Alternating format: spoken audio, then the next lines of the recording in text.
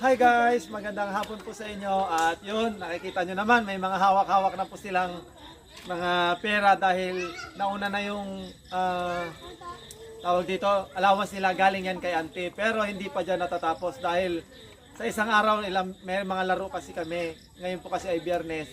Ngayon, sa month ng July, nagbigay ulit. Kasi nung July nakaraan, hindi pa, parang June kasi yung binigay ni ma'am dati na delay siya. Sabi ko naman okay lang kahit ma'am August ka na kasi nagbigay na naman kasi siya agad na hindi niya sa akin. So grabe no, nakakatuwa lang dahil hindi man natin na si ma'am, yung hindi natin siya kasi ako hindi ko naman pinapaalala sa kanila na ma'am yung allowance hindi natin pwedeng gawin yun dahil sila yung kusa na nagbibigay at kung magbigay man sila or hindi at yun, nagpapasalamat na kami ng sobra-sobra dahil sa suporta pa lang po ninyo na panonood sa amin, yun, malaking bagay na po yun. Pero ito, sa month ng July, sabi nga ni ma'am, ito, July pa lang yun ha. Pero August na to ma-upload guys. Magbibigay ulit si ma'am. Alam nyo kung sino nagbigay sa inyo. Sino? Oh, yun, si Ma'am Connie. Palama naman tayo. Grabe, paldo. Paldo, may tigpo-500 na agad sila. No?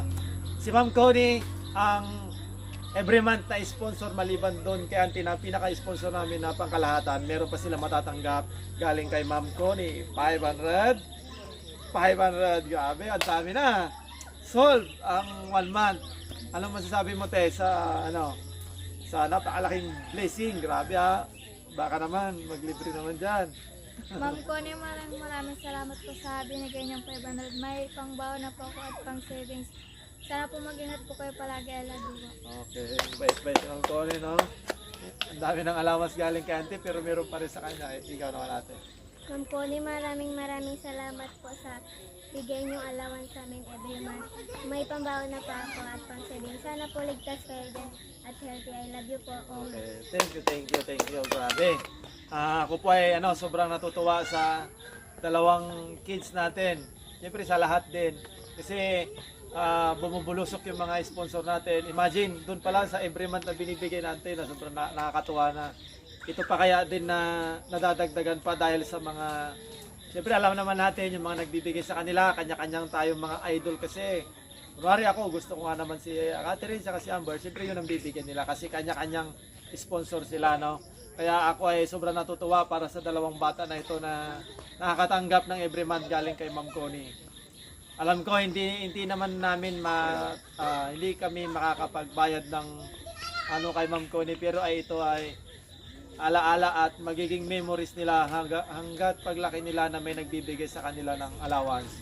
Kaya yun, kay Ma'am Connie, sana ma'am, sana lagi kayong ligtas, kagaya ng sabi ni Amber, lagi kayong healthy.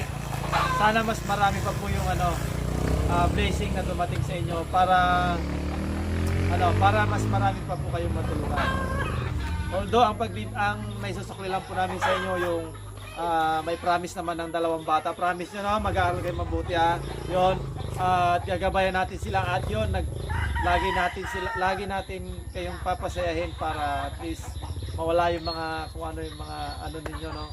Yung iba kasi kagaya ng mga ibang OFW, sabi nila kapag nakakapanood sila ng mga laro namin, nawawala yung mga stress, kung ano yung mga problema nila. Kaya tuloy-tuloy pa rin tayo. Kaya yun yung isa sa mga pinakamalaking factor kung bakit nandito kami ngayon dahil sa mga sponsors.